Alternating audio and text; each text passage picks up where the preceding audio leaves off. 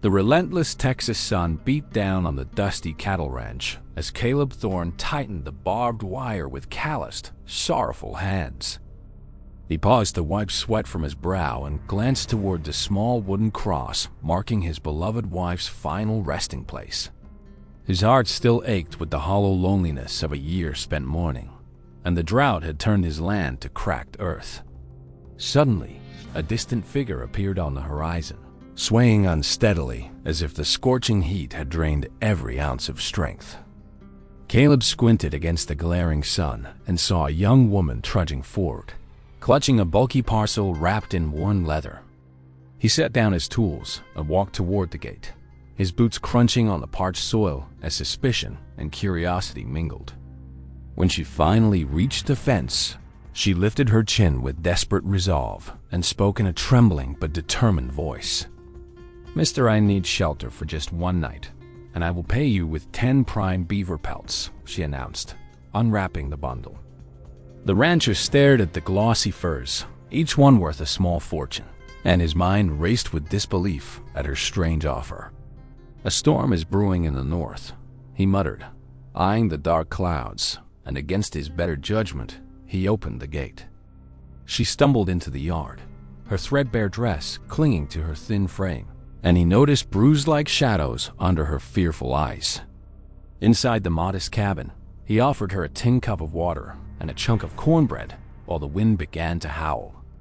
"My name is Lily," she whispered, "and I'm running from a man my uncle sold me to in a crook marriage deal back east." Caleb's jaw clenched with anger at the injustice, yet he kept his voice steady, telling her she could stay in the barn loft. She thanked him profusely, pushing the pile of furs across the rough-hewn table as if they were her only currency for survival. Hours later, thunder shook the cabin and lightning illuminated a lone rider galloping through the driving rain straight to his door. He yanked the door open and found Margaret Hartley, the elegant widow who ran the trading post, drenched but resolute, her eyes blazing. "I heard you took in a stranger, Caleb, and I won't let you shut out the world again like you did after sweet Eleanor passed." She marched inside, water dripping from her riding skirt, and placed a leather document on the table beside the furs with fierce tenderness. "This is the deed to my late husband's water rights on Willow Creek, and it will save your dying herd if you let it." Caleb's hands trembled as he recognized the seal, a fortune that could reverse years of hardship, but he shook his head in disbelief. "Margaret, I can't accept this. It's worth more than my whole spread, and I've done nothing to deserve such a sacrifice from you." Her voice softened as she cupped his weathered cheek, admitting she had loved him silently since the day he helped her fix a wagon wheel. "You're not just taking a deed," she whispered. "You're taking a chance on a new life and giving that frightened girl a real home." Lily crept down the ladder from the loft, having heard every word, as she rushed to Caleb with tears streaming down her cheeks. "Please, Mr. Thorne, don't let pride steal the miracle standing right in front of you," she begged, her small hand gripping his sleeve. Caleb looked from the widow's hopeful face to the girl's desperate one, and a dam inside him finally broke with a sob. He pulled both of them into a rough embrace, promising to use the water rights to restore the land and to raise Lily as his own. Margaret smiled through her own tears, kissing his forehead, and whispered that the 10 furs would now be a dowry for Lily's future. The storm raged outside, but inside the tiny cabin, a new family was forged from broken pieces, stronger than any barbed wire. By sunrise, the clouds had parted, and a cool breeze carried the scent of wet sagebrush across the newly hopeful homestead. Caleb saddled his horse and rode with Lily to the creek, where they cleared debris and watched the first clean water trickle toward his fields. Day by day, the pastures greened and the cattle grew sleek, while Lily learned to mend fences and laugh freely under the wide sky. Margaret visited each evening with baskets of fresh bread and jars of preserves, her gentle presence slowly knitting Caleb's shattered heart together. He began to look forward to the sound of her mare's hooves, and the way her laughter made the old cabin feel alive again. One golden afternoon, Caleb taught Lily to rope a calf, and the proud gleam in her eyes reminded him what it meant to be a father. That same evening, he took Margaret's hand and walked her to the cottonwood tree where he'd once carved his initials with Eleanor long ago. "I buried my past out here," he said softly, "but you dug it up and planted something beautiful I never thought I'd feel again." Margaret's eyes shimmered as he knelt on the grass and asked her to be his wife, not out of gratitude, but out of a love reborn. She said yes with a joyful cry that echoed across the valley, and Lily came running to throw her arms around them both. The wedding was small, held right on the porch with wildflowers braided into Lily's hair, and the justice of the peace read vows at sunset. Those 10 beaver pelts were framed and hung above the hearth as a permanent reminder that the smallest offering can unlock the greatest treasure. Caleb's ranch flourished under the shared water rights, and the widow's deed became the seed of a thriving cattle operation that fed the whole county. Lily grew into a confident young woman who could ride any bronco and eventually took over the trading post under Margaret's loving guidance. Years passed, and the story of the 10 furs was told so often that travelers came to see the famous cabin and hear it from Caleb himself. He would sit on the porch with grandchildren gathered around, his voice rough with age but full of wonder as he recounted that stormy night.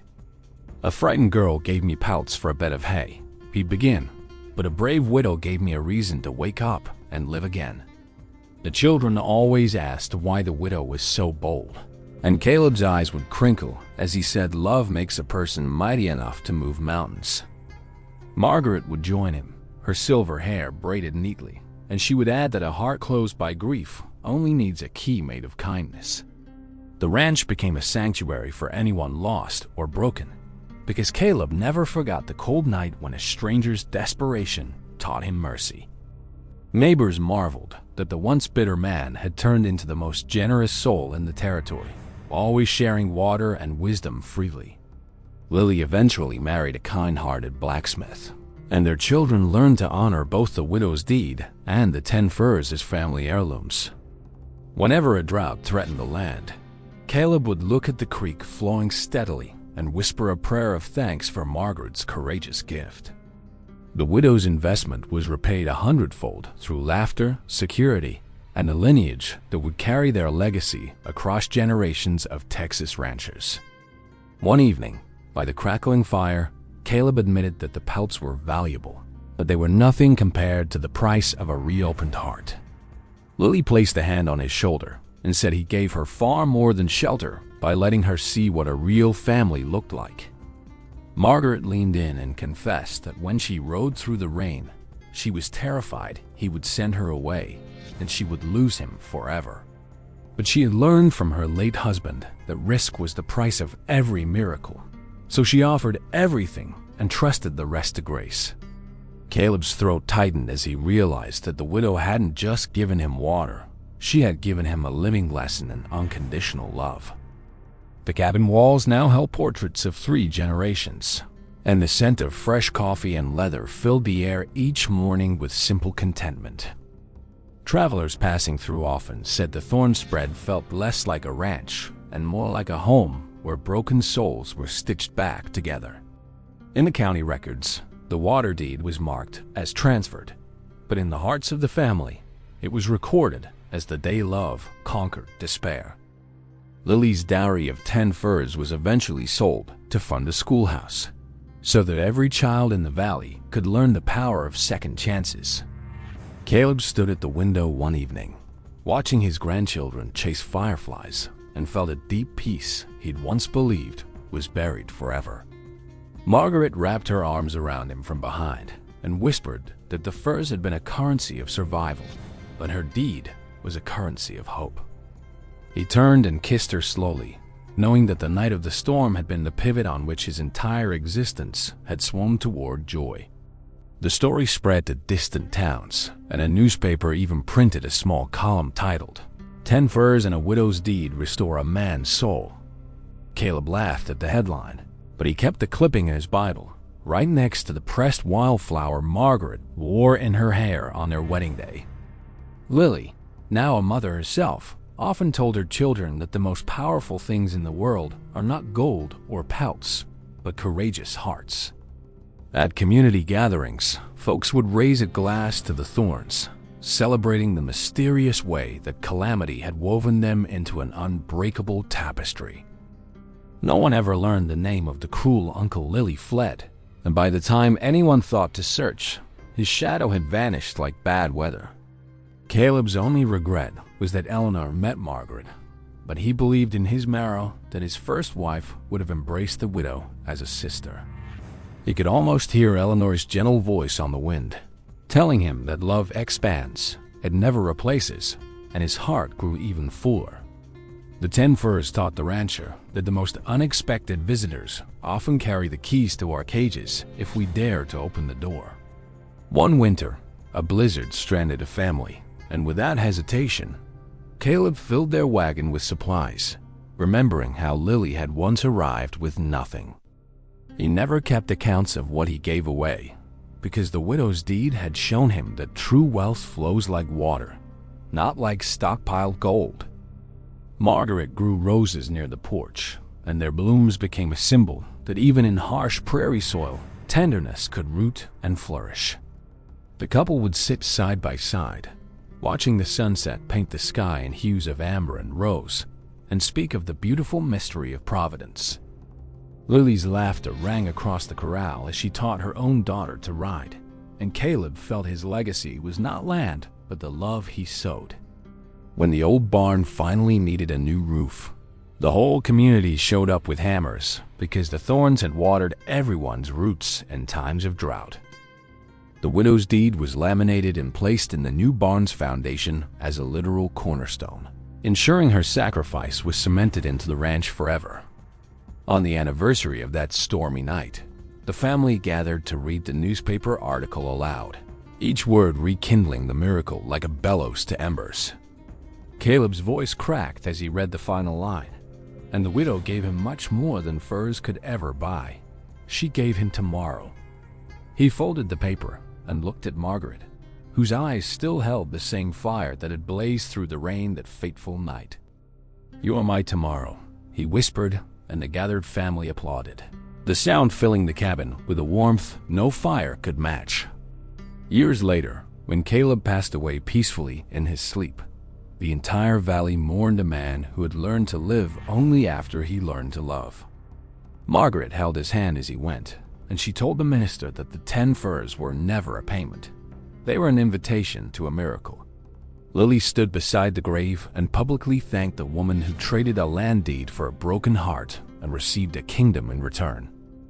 The ranch continued under Lily and her husband's care, and the water rights remained the lifeblood of fields that fed countless families for decades. Margaret lived to see great-grandchildren, her silver hair a crown of wisdom, and she never tired of telling the story by the very hearth where it began. Visitors would sometimes ask if the tale was exaggerated, and she would simply point to the flow of Willow Creek and say, "Love is the only truth." Every piece of the original 10 pelts had long since been sold, but the memory of them was stitched into the family's identity like a sacred brand.